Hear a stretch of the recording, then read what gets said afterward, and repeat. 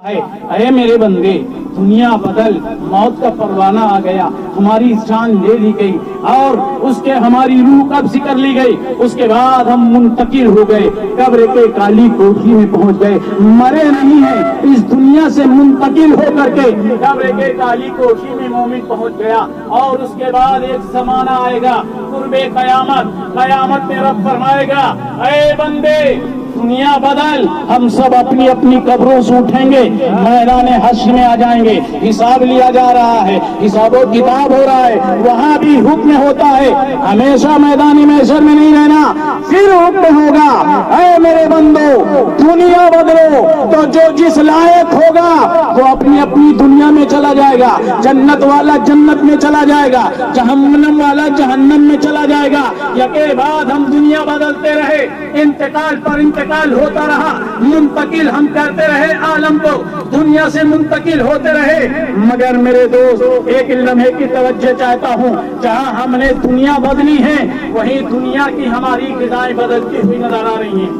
نعرہ دنیا کی نعرہ رسالت، یا رسول اللہ، علماء سنت، مولانا شفیع پور، میدان مخدوم شفیع پور، زندہ وہیں میرے دوست ہمارا جو ہے رزق بھی منتقل ہوتا چلا گیا۔ جب اماں کے پیٹ میں تھا تو ہمارا رزق ناپاک خون کے ذریعے سے اللہ ہمیں رزق دے رہا تھا۔ جب اس دنیا میں جلوہ گر ہوئے، یہ اناج، پھل، فروٹ، میوے سب یہ ہمارا اناج، ہماری غذا بن گئی، مگر جب ہم یہاں سے منتقل ہو کر کے انتقال کر کے اب قبر کے کالی کوٹھی میں پہنچ گئے تو اب وہاں بھی اس مومن کی غذا ہونا چاہیے اور کچھ نہ کچھ غذا ہونا ہی چاہیے۔ تو اب اس مومن کی غذا کیا ہے؟ ہم نے شریعت مصطفیٰ کا دامن تھام لیا، رسول کائنات کی بارگاہ میں عریضہ پیش کر دیا تو شریعت مصطفیٰ نے جواب دیا، اے میرے امتیوں گھبراؤ نہیں، عاشقوں پریشان مت ہو، ارے دنیا میں تھے تو اناج تمہارا رزق تھا اور قبر میں جانے کے بعد ایصال ثواب تمہارا رزق مقدر ہو گیا۔ اپنے مرحوم کی نام پر ایصال ثواب کرتے جاؤ گے، تمہارے مرحوم کو قبر میں رزق ملتا چلا جائے گا، ان کے درجات میں بلندیاں ہوتی چلی جائیں گی، ان کے درجات میں بلندیاں اور ترقیاں ہوتی ہی چلی جائیں گی۔ محترم حضرات، آپ قرآن پڑھ کر کے ایصال ثواب کر دو، آپ کھانا کھلا کر کے ایصال ثواب کر دو، درود پڑھ کر کے ایصال ثواب کر دو، کسی کو کپڑا پہنا کر ایصال ثواب کر دو، یہ ساری چیزوں کا فائدہ تمہارے مرحومین کو قبر کے کالی کوٹھی میں پہنچتا رہے گا۔ محترم حضرات، ایک مرتبہ حضرت سلمان فارسی نے حضرت علی رضی اللہ تعالیٰ عنہ سے سوال کیا، اے مولا کائنات حضرت علی، آپ فرمائیں کیا ماں باپ کی روحیں گھر آتی ہیں؟ آپ ارشاد فرماتے ہیں ہاں، والدین کی روحیں اپنے گھر آتی ہیں۔ تو فوراً دوبارہ سوال کر دیا، آتی ہیں تو کس لیے آتی ہیں؟ کیا معاملہ ہے؟ کیا مقصد ہے ان کے آنے کا؟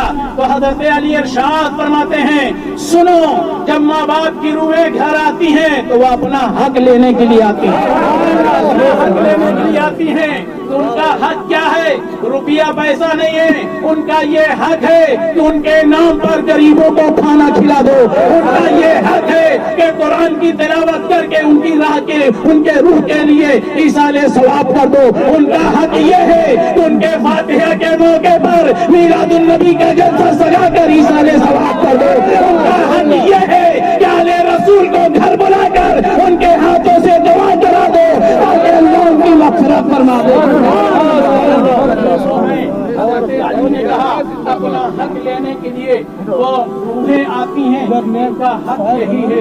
میرے دوست، ہمیں بھی ایسے ہی کرنا چاہیے اور کرنے کا طریقہ بھی یہی ہے۔ محترم حضرات، جو آل رسول جس مجلس میں جلوہ گر ہو جائیں اس مجلس کی قبولیت کا عالم یہ ہوتا ہے کہ پوری مجلس کو فرشتے اپنے پروں سے ڈھانپ لیتے ہیں۔ ہم خانقاہوں میں کیوں جاتے ہیں؟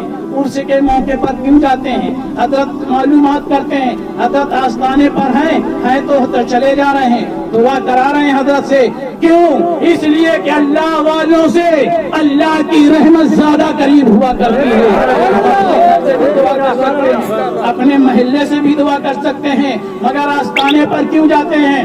حضرت کی بارگاہ میں کیوں جاتے ہیں؟ اس لیے کہ حضرت کی بارگاہ سے اللہ کی رحمت زیادہ قریب ہوا کرتی ہے۔ درود پاک پڑھیں، میں اپنی بات کو مکمل کر دوں۔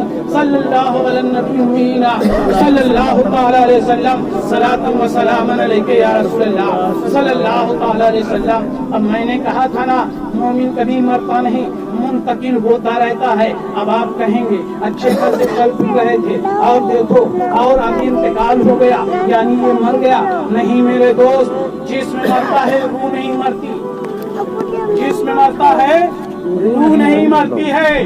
اگر روح مرتی ہے تو پھر بتاؤ آپ غسل جسم کو دے رہے ہیں کہ روح کو دے رہے ہو؟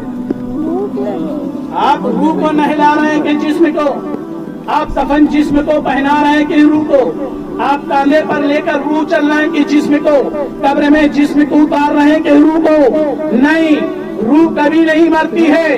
ہاں، یہ ہمارے جو اعضاء ہیں یہ سب اس کے کارندے ہیں، یہ سب اس کے کام کرنے والے ہیں، یہ سب ذریعہ ہیں۔ روح حرکت کرتی ہے تو ہاتھ پکڑتا ہے، روح حرکت کرتی ہے تو پیر چلتا ہے، روح حرکت کرتی ہے تو دماغ سوچتا ہے، روح حرکت کرتی ہے تو آنکھ دیکھتی ہے، روح حرکت کرتی ہے تو زبان بولتی ہے۔ تو بتاؤ، یہ ابھی ہمارے اختیار میں ہے، ہمارے جسم میں قید ہے، تو جہاں تک طاقت ہے آنکھ کی وہاں تک دیکھ رہی ہے، مگر جب یہ آزاد ہو جاتی ہے تو کہاں تک دیکھتی ہے، کہاں کی سنتی ہے، کسی کو کچھ نہیں معلوم۔ ارے جب ایک بندے کے روح کا پاور یہ ہے تو پھر رحمت للعالمین کی عظمتوں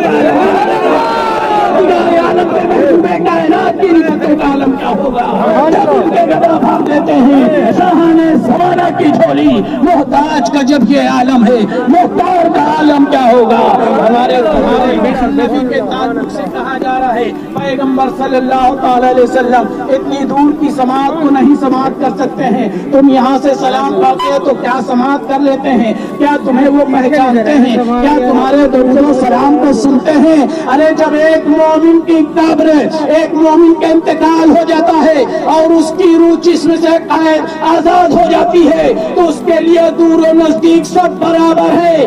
کہیں بھی ہو، قبر میں جانے کے بعد آپ سلام کرتے ہیں تو وہ روح تمہاری سلام کو بھی سنتی ہے۔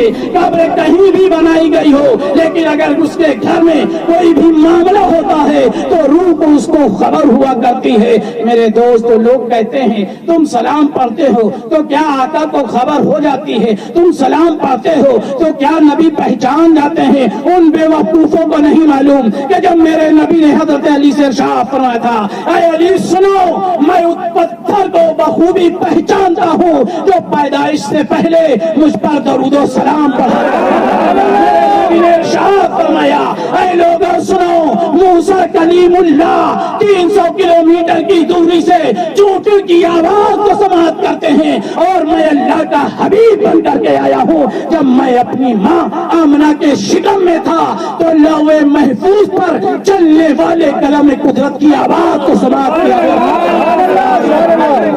دوست، ہمارا آپ درود پاتے ہیں تو یہ درود رائے گا نہیں جاتا ہے، بے سود نہیں جاتا ہے۔ میدان حشر قائم ہوگا، حساب و کتاب لیا جا رہا ہوگا، جنتی جنت میں جا رہے ہوں گے، دوزخی دوزخ میں جا رہے ہوں گے۔ حضرت آدم پیغمبر پورے محشر، میدان محشر کا منظر ملاحظہ فرما رہے ہیں۔ آدم پیغمبر ارشاد فرماتے ہیں، اے محمد صلی اللہ تعالی علیہ وسلم، میرے آقا ارشاد فرمائیں گے، ہاں آدم پیغمبر فرمائیے کیا بات ہے؟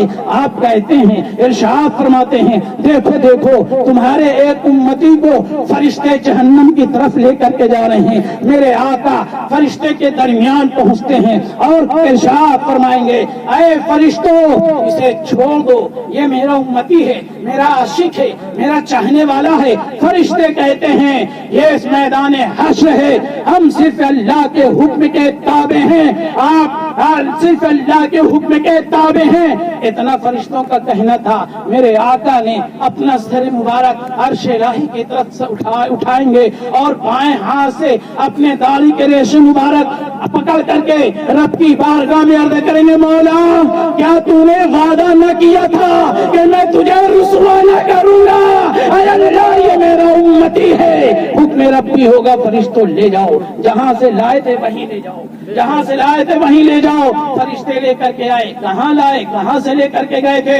میزان عمل سے لے کر کے گئے تھے. نامہ عمل وازان جہاں وزن کیے گئے اس میزان سے لے کر کے گئے, دوبارہ لایا گیا. نامہ عمل دوبارہ وزن کیے جا رہے ہیں. نیکیاں رکھی گئی, خطائیں رکھی گئی, گناہ رکھے گئے, تمام طریقے کے جو ہم نے دنیا میں جرائم کیے وہ سب رکھے گئے.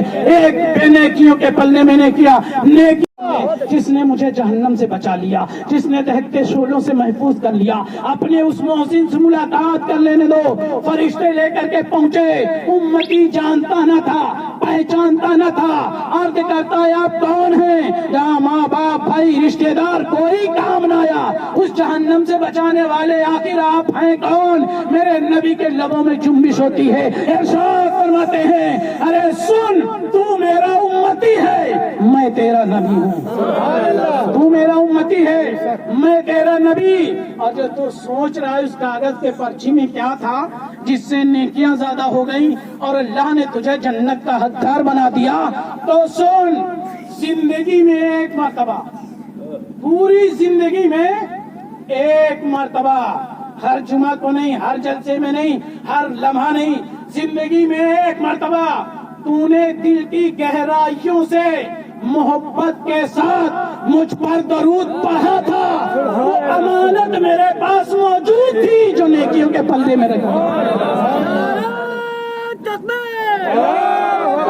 نعرہ رسالت, علماء سنت, آستانہ شفیع پور.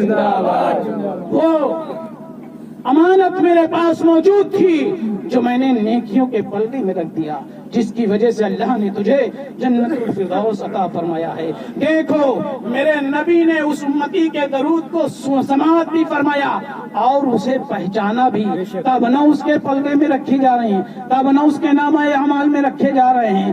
دور و نزدیک کے سننے والے وہ کان لالے کرامت پہ لاکھوں سلام, مصطفیٰ جان رحمت پہ لاکھوں سلام. انشاءاللہ پھر کبھی موقع ملا اس غلام کو تو بیان کرنے کی سعادتیں حاصل کروں گا.